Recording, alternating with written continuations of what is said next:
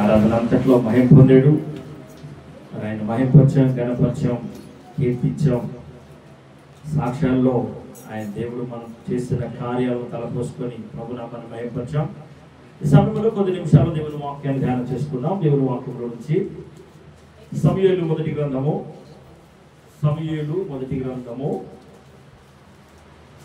3వ అధ్యాయం 3వ వచన భాగం. అధ్యాయం 3 వచన భాగం 3. బాగా వినండి, అందరూ తీసారా?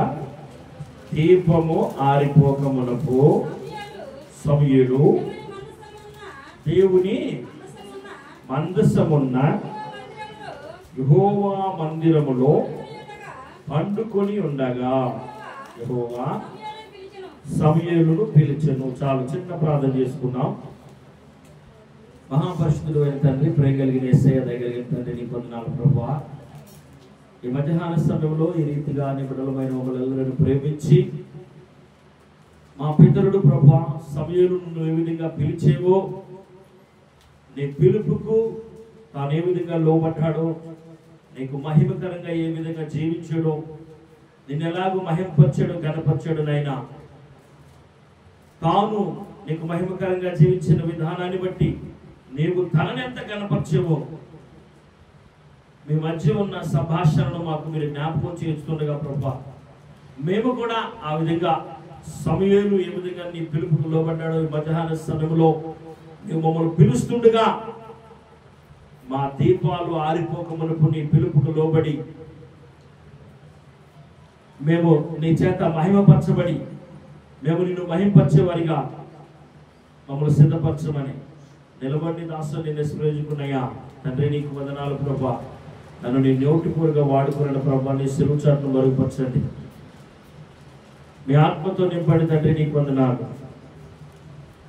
ఈ సమయంలో నిన్ను మహిమపరచుకున్నామని యేసయ్య అతి శ్రేష్టమైన నామములో స్తుతించి ప్రార్థిస్తున్నాము తండ్రి.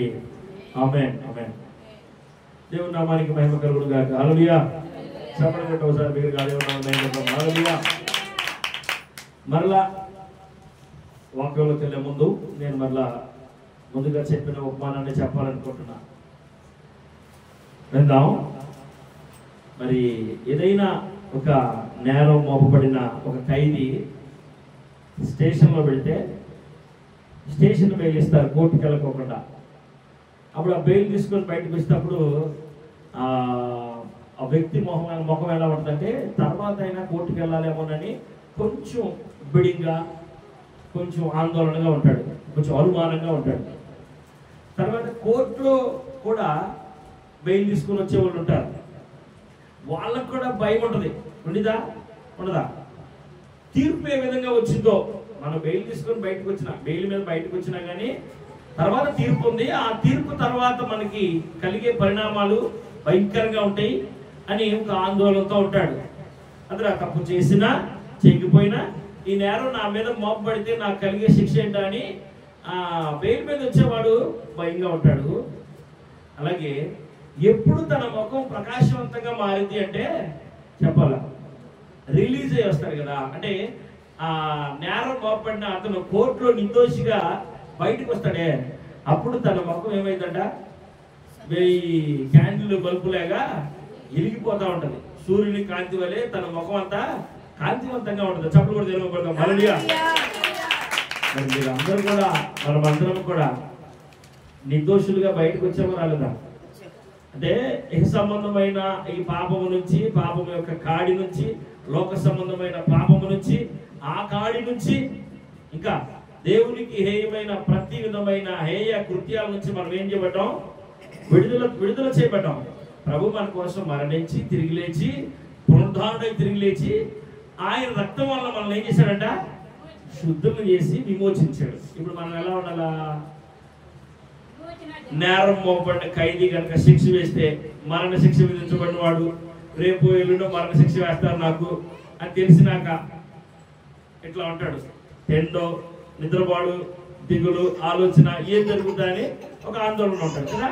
చూడండి, అందరూ నాకు చూడండి, ఆ ఆందోళనలో మనం ఇప్పుడు ఉండొచ్చా? ఉండకూడదు. ఎందుకు? ప్రభు బల మన కొరకు సిద్ధపరచబడింది. నిన్ను విడుదల చేసిన ఆయన నీ కొరకు బలమైన ఆహారాన్ని సిద్ధపరిచాడు. కనుక ఈ సమయంలో ఈ బలమైన ఆత్మీయ ఆహారాన్ని పూజించడానికి మనమందరం కూడా సిద్ధపడగలిగి మన మనసు, మన తనువు, మన ఆలోచన విధానం అంతా ప్రభు మీద కేంద్రీకరించాలి. అప్పుడు దేవుని వాక్యం మనకి ఆశీర్వాదకరంగాను దీవెనకరంగాను ఉండింది. ఆ వాక్యాన్ని గురించి రాయబడిన మాట ఏంటంటే, ఒక ఆయన చెప్తున్నాడు, నీ వాక్యము నాకు దొరకగా నేను భుజించాను అన్నాడు. ఆ భక్తుడు ఆ విధంగా తన యొక్క అనుభవాన్ని తెలియపరిస్తే, మరొక భక్తుడు ఏం చెప్తున్నాడంటే, అది నేను భుజిస్తుంటే నాకు ప్రభువు మెదడులాగా ఉందని అన్నాడు. మరొక భక్తుడు అన్నాడు, తేనె కంటేనో జుట్టు తేనె దారాల కంటేనో మధురంగా ఉంది దేవుని వాక్యం అన్నాడు. మరి మనకి ఎలా ఉంది దేవుని వాక్యం? వెంటనే నిద్ర వస్తుందా? కాబట్టి నిద్ర వస్తుందా? ఓకేనా? నిద్ర రాకూడదు. కాబట్టి దేవుని వాక్యం మనకు వింటుంటే అలాంటి మధురానుభూతిని మనకు కలగాల. అప్పుడు మనం ఆశీర్వాదకరమైన జీవితాన్ని అనుభవించగలం. అందులో ఉన్న మధురాన్ని, అందులో ఉన్న శ్రేష్టతను మనం స్వీకరించకపోతే, అందులో ఉన్న దీవెన, అందులో ఉన్న శ్రేష్టమైన ఆ విధానాన్ని, ఆశీర్వాదాలు మనం అనుభవించలేం. రక్షణను మనం పొందుకోలేం. కాబట్టి వాక్యంలోనికి వెళ్దాం. వాక్యంలో మనం చదువుకున్న వాక్యంలో మరి ఒక్కసారి మరలా జ్ఞాపకం చేసుకుందాం. సమూయేలు గురించి రాయబడిన మాట మనం జ్ఞాపకం చేసుకుందాం. దీపము ఆరిపోకమునుపు సమూయేలు దేవుని మందసమున్న యెహోవా మందిరములో పండుకొని ఉండగాను యెహోవా సమూయేలును పిలిచెను. అప్పుడు వెంటనే ఆ సమూయేలు లేచి, సమూయేలు ఏం చేశాడు? లేచి పరుగు వెళ్ళిపోయి ఆ దేవాలయంలో ఎవరెవరు ఉన్నారు? ఏలి ఉన్నాడు. ఆ దైవజనుడి దగ్గరికి వెళ్ళాడు. అయ్యా, నన్ను పిలిచారా అని అడిగాడు. ఎందుకు అడిగాడంటే, తల్లి పాలు మరిచినాక ఏలి దగ్గర వదిలిపెట్టేసింది దైవజనుడి దగ్గర దేవాలయంలో. అతనికి పరిచయం చేసి నువ్వు ఇక్కడే ఉండిపోవాలంది. అంటే తనకి ఎవరు లేరు. ఇక అమ్మా పిలిచావా, నానా పిలిచావా, అన్నా పిలిచావా అనడానికి ఎవరు లేరు. ఈ లోక రక్త సంబంధం ఏమో అతనికి లేదు. ఉందా? లేదు. అతనికి ఉందల్లా ఏంటంటే దైవజనుడితో సంబంధం ఉంది, దేవునితో సంబంధం ఉంది. అలా అమ్మ చెప్పింది ఇక్కడ ఉండయ్యా అని ఏ విధంగా చెప్పిందో ఆ విధంగా కొనసాగిస్తూ ఉన్నాడు. అతను దీపం ఆరిపోక మునుపు దేవుని స్వరం అతన్ని పిలిచింది. కాబట్టి ఈ యొక్క అంశంలో చాలా గూఢార్థం దాగి ఉంది. నేటి దిన క్రైస్తవులతో ప్రభు మాట్లాడుతుంది ఏంటంటే, మీ దీపం ఆరిపోక మునుపు ప్రభు స్వరాన్ని వినాలి. ఈ సమూయేలు స్వరాన్ని విన్నాడు. చిన్నతనంలోనే ఆ బాలుడైన సమూయేలుతో ప్రభు పిలిస్తే వెంటనే వెళ్ళి ఏలీ దగ్గరికి వెళ్ళిపోయామన్నట్టు. అయ్యా, నన్ను పిలిచావా అన్నాడు. నేను పిలవలేదయ్యా, పోయి పడుకో అన్నాడు. పోయి పడుకో అన్నాడు. మరలా దేవుని స్వరము సమూయేలును పిలిచింది. మరలా పరుగుని వెళ్ళిపోయి మరి ఎవరి దగ్గరికి వెళ్ళాడు? ఏలీ దగ్గరికి వెళ్ళాడు. అయ్యా, నన్ను పిలిచారా అంటే ఆ దైవజనుడికి, ఆ వృద్ధుడికి ఏదైనా అవసరమేమో. ఏంటంటే ఏదైనా అవసరమేమో. మనము సాధారణంగా మనం పిల్లలు కేకేస్తుంటే వాడు మెలుగుగా ఉండగానే లేకూడదు. వాళ్ళు మెలుగుగా ఉండగానే లేకూడదు. కాబట్టి మరి విధానం అంటే పెరిగే విధానం. దేవుని వాక్యం కూడా పిలుస్తా ఉన్నప్పుడు, దేవుడు కూడా నేను పిలుస్తా ఉన్నప్పుడు నీకు తెలిసినా కూడా స్పందించవు చాలా మంది. అర్థమవుతుంది మీకు? దేవుడు నిన్ను ఏదన్నా పిలిచి, అమ్మా ఇది ఈ మార్గం బాగోలేదు వెళ్ళొద్దు అంటే తెలిసినా కూడా నేను చెప్పులు వేసుకుని వెళ్తాలే. ఎలా ఉంటారు మనుషులు? నేను చెప్పులు వేసుకుని వెళ్తాలే అంటారు. కాబట్టి ఇక్కడ ఏమన్నాడంటే, నీ దీపం ఆరిపోక మునుపు అంటే నీ కుటుంబం నష్టంలోకి, కష్టంలోకి దిగజారిపోక మునుపు, లేకపోతే భయంకరమైన విపత్తుకరమైన దినాలు నువ్వు అనుభవించక మునుపు నువ్వు ఏం కలిగి ఉండాలంట? దేవుని స్వరాన్ని వినే వ్యక్తిగా నీవు ఉండాలా. వెంటనే మూడోసారి ప్రభు స్వరము సమూయేలును పిలిచినప్పుడు ఆయన చెప్పాడు, అయ్యా ఈసారి కనుక 2 సార్లు పిలిచానని నువ్వు నా దగ్గరికి వచ్చావు, నేను కానీ పిలుస్తుంది వేరే ఒక గొప్ప స్వరం నీకు వినపడుతుంది. ఆ స్వరం మరలా నీకు వినపడితే చిత్తము నీ దాసుడు ఆలకిస్తున్నాడు అని చెప్పు అని అన్నాడు. చిత్తం ప్రభు నీ దాసుడు ఆలకిస్తున్నాడు అని చెప్పన్నాడు. వెంటనే మూడోసారి స్వరం వినపడింది. ఆయన మోకరించి అన్నాడు, చిత్తము నీ దాసుడు ఆలకిస్తున్నాడు ప్రభు అన్నాడు. నాటి నుంచి నేటి వరకు సమూయేలు మనతో మాట్లాడుతూనే ఉన్నాడు. ప్రభు తనతో మాట్లాడిన విధానాన్ని మనకి చెప్తూనే ఉన్నాడు. ఈరోజు కూడా ప్రభుని దగ్గరికి వచ్చేమన్నాడంటే, నా కుమార్తె, నా కుమారుడు అని మీ పేరు పెట్టి పిలుస్తున్నాడు. సమూయేలుని పిలిచినట్టు సమూయేలు జీవితం ఏ విధంగా ఆశీర్వాదకరంగా ఉందో, బాలుడైన సమూయేలు జీవితం బైబిల్ గ్రంథంలో చాలా ఆశీర్వదించబడిన జీవితం కదా. చెప్పండి, సమూయేలుని హన్న కన్నప్పటికీ అతనేమి రక్త సంబంధం అయిపోయింది, మొగ్గు చూపి రక్త సంబంధం, బంధువర్గం అని చెప్పి రకరకాలైన ఆ విధానాలకు కట్టుబడి దేవుని యొక్క ఆ అభిషేకాన్ని కోల్పోలా, దేవుడిచ్చిన ఆధిక్యతను కోల్పోలా, ఆ స్థానాన్ని విడిచిపెట్టలా. మనము దేవుని విషయంలో ఏ విధమైన వారిగా ఉండాలని ప్రభు ఆశిస్తున్నాడంటే, సమూయేలు దేవుని సన్నిధిలోనే ఉన్నాడు, చివరి వరకు దేవుని సన్నిధిలోనే ఉన్నాడు. దేవుని సన్నిధిలో దొరికే ఆ ఔన్నత్యాన్ని అనుభవించాడు, ఆ మహిమను అనుభవించాడు. ఆయన కూడా మహిమకరంగా జీవించాడు. ఆ మహిమ అతని మీద ప్రకాశించింది. తన జీవితం అంతా కూడా ఆయన రాజులను అభిషేకించాడు. ఆయన న్యాయాధిపతిగా ఉన్నాడు, ప్రవక్తగా ఉన్నాడు, ఇంకా రాజులను అభిషేకించేవాడిగా ఉన్నాడు. ఇశ్రాయేలీయుల చరిత్రలో మొదటి రాజుని, రెండో రాజుని అభిషేకించిన వాడు సమూయేలు. రెండో రాజుని అభిషేకించినప్పుడు ఆ రాజు శాసనమే నేటి వరకు కూడా పరిపాలనలో ఉంది. ప్రతి ఒక్కరి జీవితాన్ని గురించి, ఇశ్రాయేలు రాజులు, యూదా రాజుల జీవిత విధానాన్ని గురించి చెప్పేటప్పుడు తమ పితరుడైన దావీదు చర్య అంతటి ప్రకారము, అంటే దావీదు ఎలా నడుచుకున్నాడని, దేవుని ఇష్టానుసారంగా నడుచుకున్నాడు. అంటే దేవుని ఇష్టానుసారంగా నడుచుకోవడానికి దావీదుని మలచిన వాడెవరు? దావీదుని కొలిమిలో నలకొట్టి నీ విధంగా ఉన్నారని అభిషేకించిన వాడెవడు? దావీదుకు సాగబెట్టిన వాడెవడు? సమూయేలు కదా. సమూయేలు తన జనాంగాన్ని తన మరణం వరకు కూడా, చివరి దినం వరకు కూడా మరి కాపాడుకుంటూనే వచ్చాడు. ఇంకొక మాట రాయబడింది, సమూయేలు ఉన్నంత వరకు సౌలు యొక్క పాపాలు కూడా క్షమించబడతానే వచ్చింది. అంటే సమూయేలు సౌలు కొరకు ఎంతగా ప్రలాపించుంటాడు, జ్ఞాపకం చేసుకోండి. ఎంతగా ప్రలాపించుంటాడు. ఒకనొక సమయంలో వేచి ఉండరా బాబు, ఎవరి కోసం వేచి ఉండాలా? దేవుని కొరకు, దేవుని దాసుల కొరకు వేచి ఉండాలా. అలా వేచి ఉండాలంటే కుదరదు. ఎందుకు? సమయం ఆసన్నమైంది, యుద్ధం జరగటానికి వాళ్ళు ముందుకు వచ్చేసారు, బరిలోకి దిగారు. ఈయన ఎప్పుడు వస్తాడో, ఈయన వస్తాడో కుదరదు, నన్ను అభిషేకించాడు కానీ నాకుంది కదా. ఏం చేశాడు? బలి అర్పించాడా? నీవు దేవుని కొరకు వేచి ఉండలేదు కాబట్టి ఇక నీ కొరకు దేవుడు వేచి ఉన్నాడు. నీకంటే మంచోడికి దేవుడు ఈ రాజ్యాన్ని, దేవుని మాట వినేవాడికి, అంటే నీకు రావాల్సిన ఆశీర్వాదం ఉంది. ఈ మధ్యాహ్న సభలో ఈ యొక్క వారి జీవన విధానంలో నుంచి నీకు చెప్తున్న మాట ఏంటంటే, నీ కొరకు దేవుడు ఏ దీవెన, ఏ ఆశీర్వాదం, ఏ నెమ్మది, ఏ గొప్ప స్థానాన్ని నీకు, నీ పిల్లలకు దాచాడో, విన్నారా? దాచాడు. అది పొందుకోవాలంటే సమూయేలు లాంటి అర్హత కలిగి మనం ఉండాలి. సమూయేలు లాంటి జీవన శైలి మనం కలిగి ఉండాలి. చిన్ననాటి నుంచే సమూయేలు దేవుని స్వరాన్ని విన్నాడు. మరి నేటి దినములో మనము మరి ఆ బాల్య దశలో ఏమి లేవు కానీ దేవుని స్వరాన్ని పడిచెవులు పెట్టేవారిగా ఉంటారు చాలా మంది. ఇప్పుడు ఈనాటి క్రైస్తవులంతా కూడా వాక్యం అంతా తెలుసు కానీ వాక్యాన్ని మాత్రం గ్రహించరు. వాక్యాన్ని మాత్రం మరి వారి జీవితాలకి ఆపాదించుకోరు. వాక్యం తెలుసు కానీ ఆపాదించుకోరు. ముళ్ళునే తెలుసు కానీ ఆ ముళ్ళ మీదే నడుస్తారు. అందుకనే నేటి దిన క్రైస్తవుల గురించి ప్రభు చెప్తున్న మాట, మరి ఎప్పటికైనా ఈ భూమి ఉన్నంత వరకు కూడా వెలిగించబడే ఒక వ్యక్తి ఎవరు ఉన్నారంటే సమూయేలు. ఏ వయసులో వెలిగించాడు తెలుసు? ఆయన బాల్య వయసులో వెలిగించాడు. అక్కడ రాయబడింది, దీపం ఆరిపోక మునిపే దేవుని స్వరాన్ని విన్నాడు.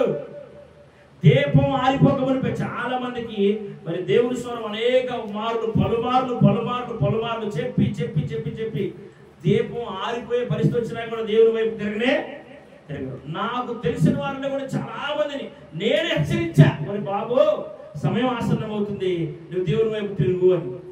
చాలా మందిని నువ్వు దేవుని వైపు తిరుగు అని చాలా మందిని అలా హెచ్చరించిన దినాలు నేను చూశాను, నేను అనుభవించా.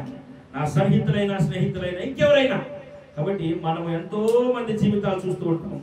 దేవుని వైపు తిరిగితే వారి దీపం ఆరిపోయిట ఆరిపోదు. ఆయన దీపాన్ని వెలిగించేవాడు యేసు ప్రభువు. ఆయన వెలిగించిన దీపం ఆరిపోయిదా? ఆరిపోదు. కాబట్టి స్వరం వినే వ్యక్తిగా దేవుని స్వరం వినకపోతే మన దీపం ఒక దినాన ఆరిపోయింది, అవమాన పాలైపోయింది. మన కుటుంబము, మన జీవితము, మన జీవన శైలి వలన మనము అవమానాలకి గురవుతూ ఉంటాం. ఎందుకంటే ఇక్కడ చక్కగా చెప్తున్నాడు, సౌలుతో సమూయేలు చెప్తున్నాడు, నానా దేవుడు ఇదిగో ఈ పని చేయమన్నాడు, ఈ పని చేయొద్దన్నాడు. మనం ఒక మాట జ్ఞాపకం చేసుకుందాం. ఇప్పుడు తప్పు ఎవరిది? ఉదాహరణకు మాట్లాడుకుందాం. ఎవరిది తప్పు? సమూయేలు సౌలుని అభిషేకించాడు. సౌలుది తప్ప? సమూయేలు తప్ప? అభిషేకించిన వాడు తప్పైతా? గొప్ప ఆధిక్యత ఇచ్చాడు, ప్రేమించాడు, హక్కును చేర్చుకున్నాడు. దేవుని కోసం బ్రతకరా నాయన, దేవుని కోసం బ్రతుకు. ఈ 12 గోత్రాల్లో నీ కుటుంబాన్ని దేవుడు ఎన్నుకున్నాడు. నీ కుటుంబంలో గొప్పగా నీవు ఆశీర్వదించబడతావు. నీ పిల్లల పిల్లల పిల్లల పిల్లలు కూడా ఈ 12 గోత్రాలను ఏలుబడి చేసేవారిగా ఉంటారు. కాబట్టి ఏం చేయాలంట? చెప్పాలా? ఏం చేయాలంట? దేవుని మాట విను, దేవుడు నియమించిన నిబంధనల్ని అనుసరించు అని అన్నాడు. కానీ మరి సౌలు విన్నాడా? విననే వినలా. అందుకని విననొల్లని వాని కొరకు ఏం చేశాడంటే వాడిని విడిచిపెట్టేసి వినేవాడిని మరలా సమూయేలు అభిషేకించాడు. కాబట్టి ఈ మధ్యాహ్న సమయంలో జ్ఞాపకం చేసుకునండి, నిన్ను పిలిచిన ఆయన ప్రవర్తన చూద్దాం. నిన్ను పిలిచిన ఆయన ఏ విధంగా పిలిచాడు తెలుసా? నువ్వు చేసిన అతిక్రమాలకు ప్రతిగా ఆయన మొరాను మీద వేలాడబడి నీకు బదులుగా ఆయన శిక్షను అనుభవించి నిన్ను నీతిమంతుడిగా మార్చి తన సంఘములో చేర్చాడు, తన సమాజంలో చేర్చాడు, తన సంఖ్యలో చేర్చాడు. ఎందుకు? నీకు నాకు ఒక విమోచనని అనుగ్రహిస్తానికి.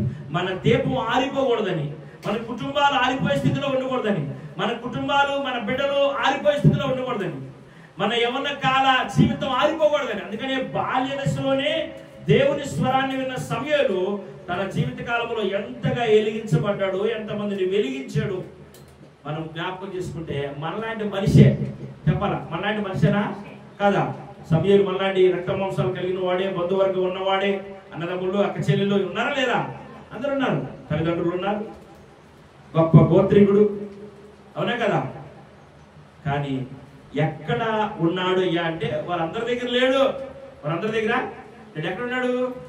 దేవుని సన్నిధిలో ఉన్నాడు. ఒక్కసారి అద్భుతమైన కీర్తన, కోరాహ కుమారులు రచించిన కీర్తనలో అద్భుతమైన కీర్తన ఏంటంటే నాకు బాగా ఇష్టమైన కీర్తన 84వ అధ్యాయాన్ని మనం ఒకసారి కీర్తన గ్రంథం 84వ అధ్యాయంలో అబ్బా అసలు ఎంత రమ్యమైన వచనాలు రాయబడ్డాయో, ఎంత అద్భుతమైన వచనాలు రాయబడ్డాయో.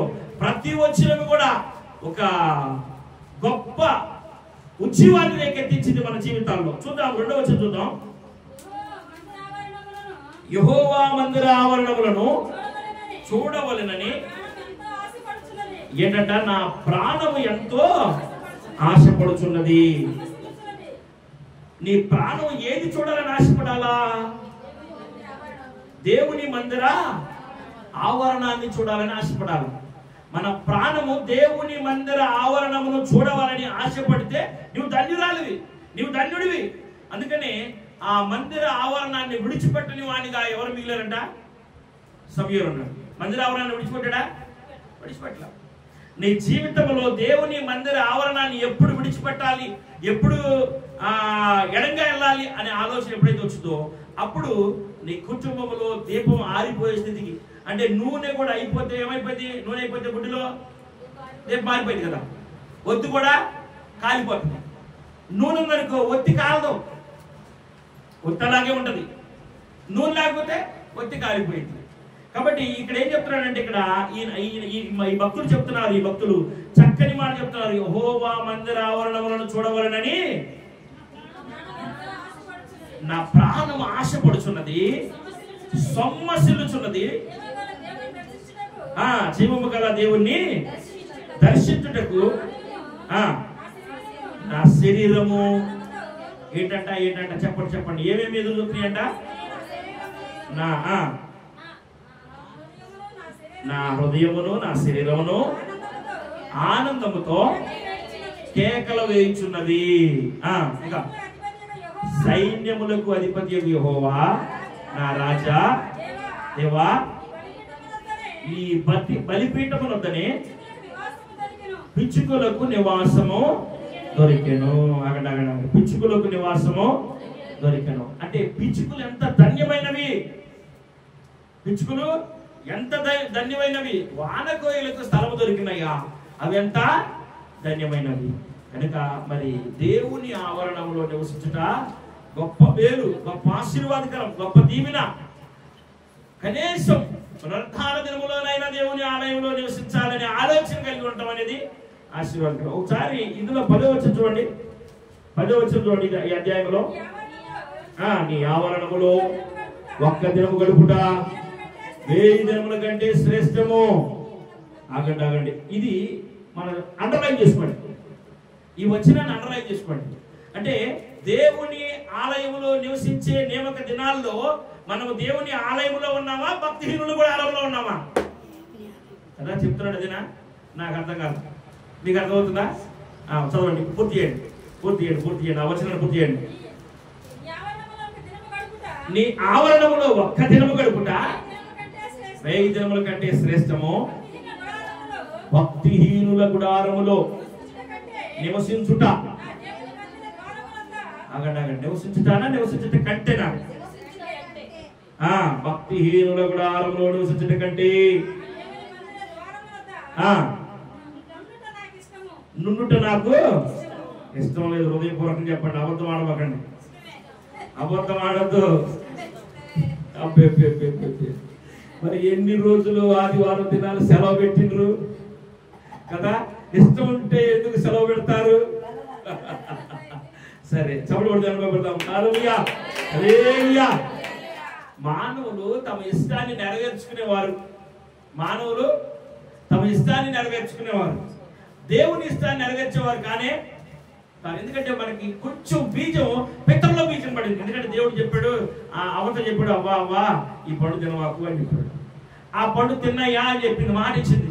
తర్వాత ఏం జరిగిందంటే పండుగ చూడగానే ఇష్టం కలిగింది. చెప్పండి, పండుగ చూడగానే ఇష్టం కలిగింది. ఒకటి రమ్యంగా ఉందని ఇష్టం కలిగింది, రెండోది చెప్పుడు మాటలని ఇంకా ఇష్టం కలిగింది. చాలా మంది క్రైస్తవ జీవితాలు పాడైపోవడానికి కారణం ఏంటంటే చెవులో సులువుగా చుచ్చులు పెట్టేవాడు వచ్చి చెప్తా ఉంటాడు. సులువుగా చుచ్చులు పెట్టేవాడు ఏం చెప్తాడంటే, ఇష్టపడ్డావుగా.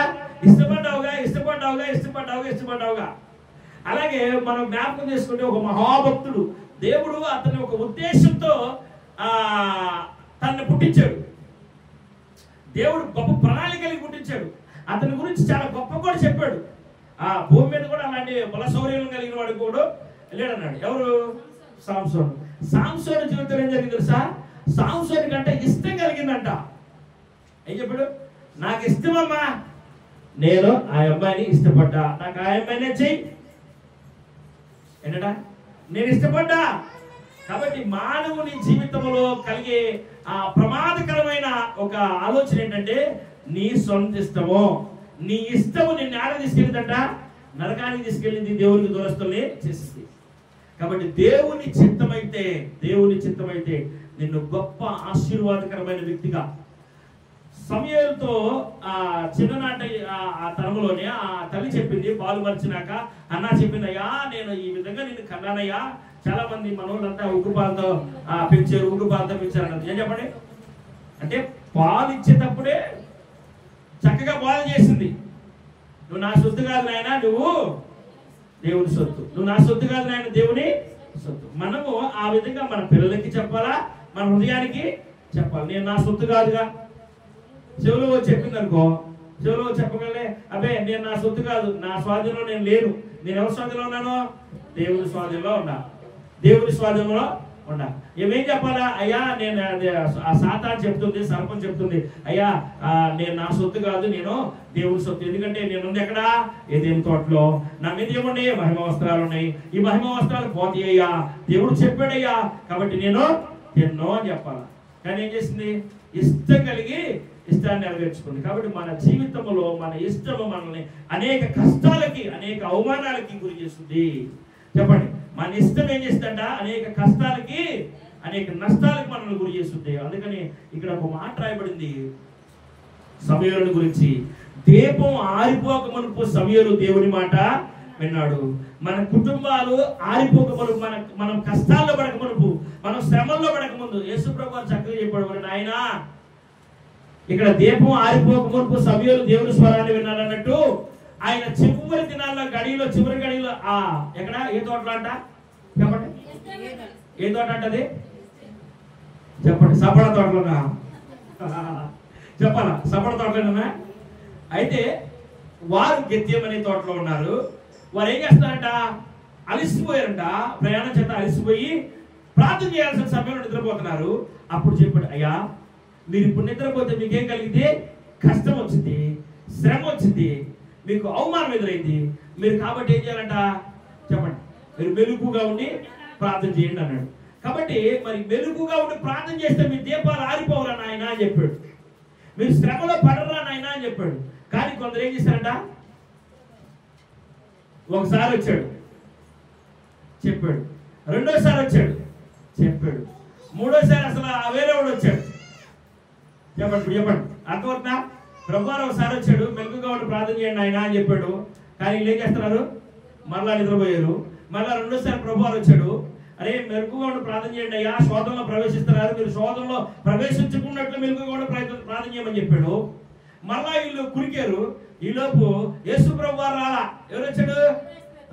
మన స్నేహితుడు, మనతో పాటు నిన్నటి వరకు ఉన్నవాడు కదా, నిన్నటి వరకు మనతో సహవాసం చేసిన వాడు, మనల్ని పట్టడానికి వాడు మంచి ఉపాయం కలిగి ఏం చేశాడంట, మంచి పథకంతో వచ్చాడు.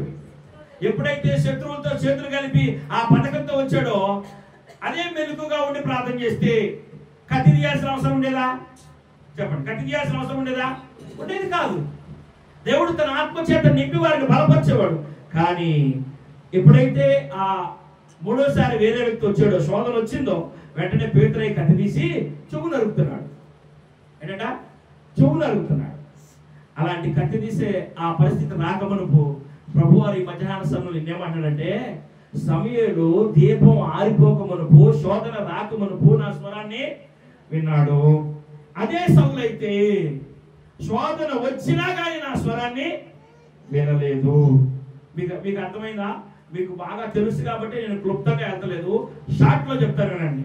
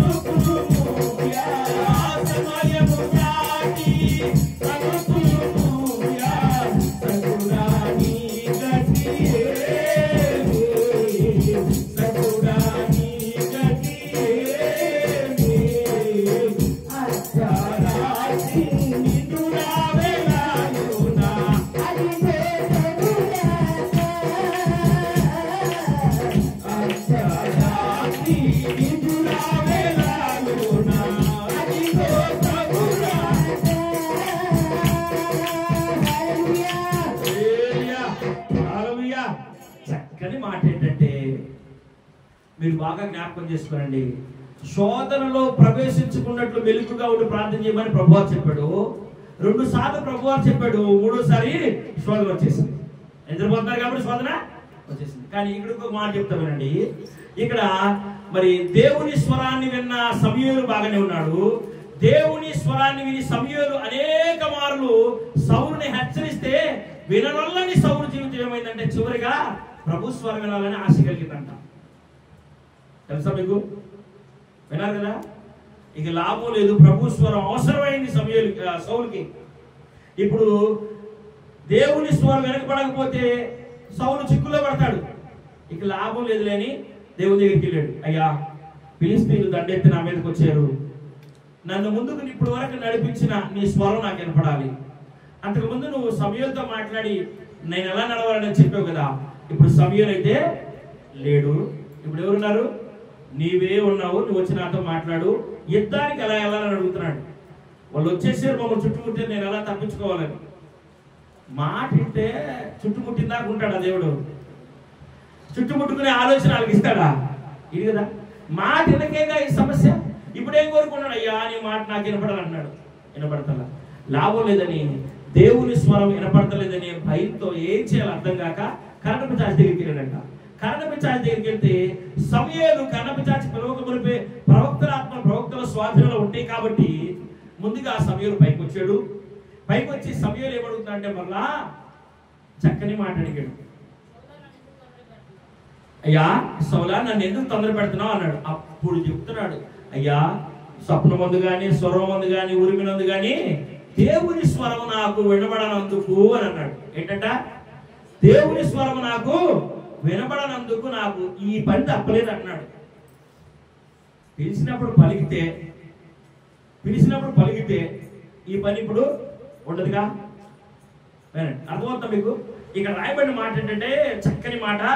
ఇది బాగా గుర్తుపెట్టుకోండి, అండర్లైన్ చేసుకోండి. అక్కడ మామూలుగా ప్రతిరోజు చదువుకున్నా, అది మీకు ప్రతిరోజు ప్రార్థనలో జ్ఞాపకం చేసుకున్నా కానీ మంచిదే. దీపం ఆరిపోక మునుపు దేవుని స్వరము సమూయేలును పిలిచెను. సమూయేలు ఒక్క పిలుపుగా లేచాడు.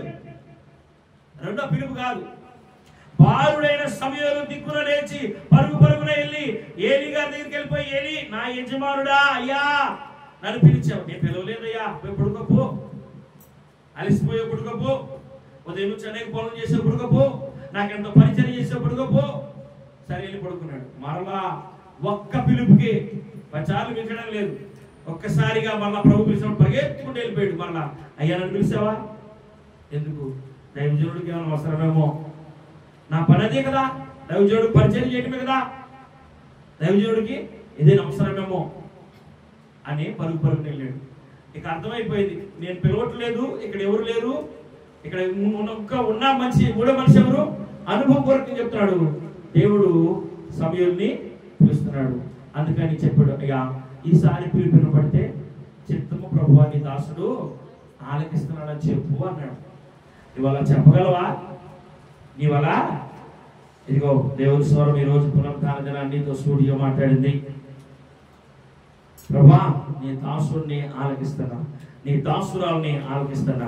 నా దీపం ఆరిపోక మునుపు, నా కుటుంబంలో శోధనలోకి ప్రవేశించక మునుపు, నేను శ్రమంలోకి వెళ్ళక మునుపు, నేను నీ చెయ్యి నేను అయ్యో ప్రభా నా పరిస్థితులని నా చెయ్యి దాటిపోక మునుపు, నీవు కూడా నన్ను చెయ్యి విడిచిపెట్టక మునుపు నీ స్వరం నేను వినాలయ్యా అనే ఆలోచన నీకుంటే మోకరించి, ప్రభువా వాక్యం అయిపోయినాక మోకరించి, ప్రభా నీ దాసురాలు నేను ఆలకిస్తున్నా, ప్రభువా నేను నీ గీత దాటి పోనయ్యా, నేను నీవు చెప్పిన మాట వింటాను కదా. కాబట్టి జ్ఞాపకం చేసుకోండి. మనము ఈ అధ్యాయంలో చక్కని మాట చూడండి. ఈ మాట మరలా జ్ఞాపకం చేస్తా, అయిపోయిన తర్వాత ఇంకా జ్ఞాపకం చేయాలన్నది, 14 చదివించాలన్నది నాకు. 10 వచ్చి చదవండి. నీ ఆవరణములో ఒక్క దినము గడుపుట 1000 దినముల కన్నా శ్రేష్టము. అది అందరికి తెలుసు, బాగా చెప్తారు. మర్చిపోయేది ఏంటంటే భక్తిహీనుల గుడారములో, వినండి ఏ గుడారములో?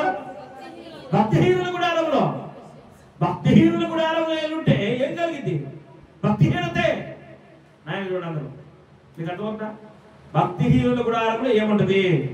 భక్తిహీనతే ఉంది. ఆ పేరే కదా. ఇక్కడ చాలా మంది ఇల్లు కట్టుకోవాలి ఏమంటారంటే వాళ్ళ పేరు పెట్టుకొని ఆ ఇల్లు ఫలానా వారి ఇల్లు, ఫలానా వారి ఇల్లు, ఫలానా నిర్మల ఆలయం, ఇంకా ఫలానా ఏంజల్ ఆలయం, ఏంజల్ గృహం, ఇట్లా ప్రతి ఒక్కరు వారి ఇళ్ళకి పేర్లు పెట్టుకుంటారు. ఆ పేర్లో కాదు, ఆ ఇంట్లో ఉన్న వారి ప్రవర్తన బట్టి పేరు వచ్చింది. వచ్చుదా రాదా? వచ్చింది. సంఘంలో ఉన్న వారి ప్రవర్తన బట్టి సంఘానికి పేరు వచ్చింది. సంఘం అంటే దేవుని యొక్క శరీరము. ఆ శరీరానికి పేరు తేకూడదు. శిరసై ఉన్న ఆయనకి మనం సంఘంలో ఏం పేరు తేవాలంట? చెప్పండి, ఏం పేరు తేవాలా?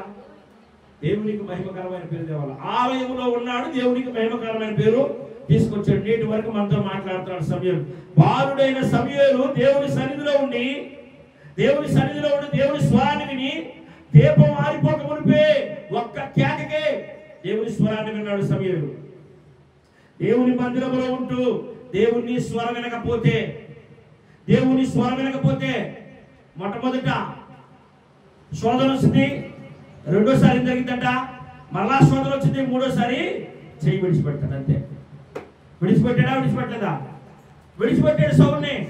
విడిచిపెట్టినప్పుడు సౌలు ఏమన్నాడు తెలుసా? కన్నపిచారి దగ్గరికి వెళ్ళి, కన్నపిచారి దగ్గర సమూయేలు పైకి వచ్చినప్పుడు ఆ సమూయేలుతో అక్కడి నుంచి వచ్చిన సమూయేలుతో చక్కగా చెప్తున్నాడు, ఎందుకయ్యా నన్ను తొందర పెట్టావంటే దేవుని స్వరం నాకు వినపడతలా. ఏంటంట? దేవుని స్వరం నాకు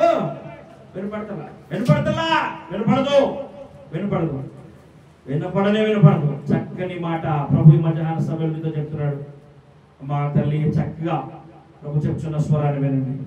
మీరు మీ దీపం ఆరిపోక మునుపు మీరు శోధనలో ప్రవేశించక మునుపు యేసు ప్రభు వారు చెప్పాడు, మీరు శోధనలో ప్రవేశించక మునుపు మెలుగుగా వాడు ప్రార్థన చేయండి అయ్యా, ప్రార్థన చేయండి రా బాబు, నైనా ప్రార్థన చేయండి, శోధన వస్తుందయ్యా అని చెప్తే భక్తిహీనుల గుడారంలో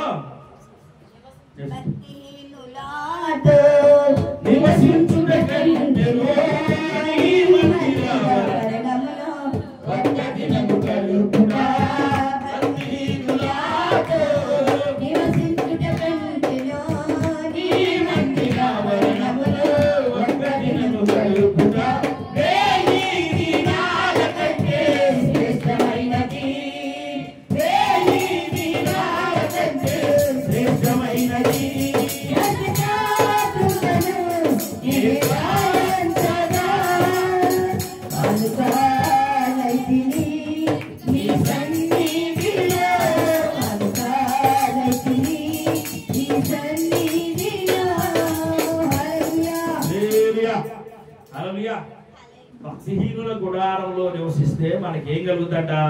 భక్తిహీనతే వచ్చింది. చెప్పండి, భక్తి వానల నుంచి తడుతామా తడమా, ఎండల నుంచి ఎడుతామా ఎండమా కదా?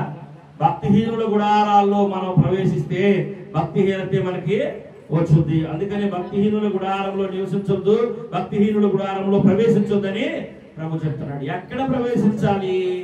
ఎక్కడుండాలంట? ఆయన సన్నిధిలో ఒక్క దినము గడుపుట 1000 దినముల కన్నా శ్రేష్ఠత. 1000 దినముల కన్నా శ్రేష్టమైన భాగ్యాన్ని నువ్వు పొందుకోవాలని ప్రభు నీతో చెప్తున్నాడు. ఇక్కడ ఒక మాట చూద్దాం, 4వ వచనం చూడండి. 4వ వచనం, నీ మందిరమునందు నివసించువారు ధన్యులు, వారు నిత్యము నిన్ను స్తుతించుదురు. చాలు నాయకుడు. ఇప్పుడు దేవుని మందిరంలో మనం ఏం చేస్తాం?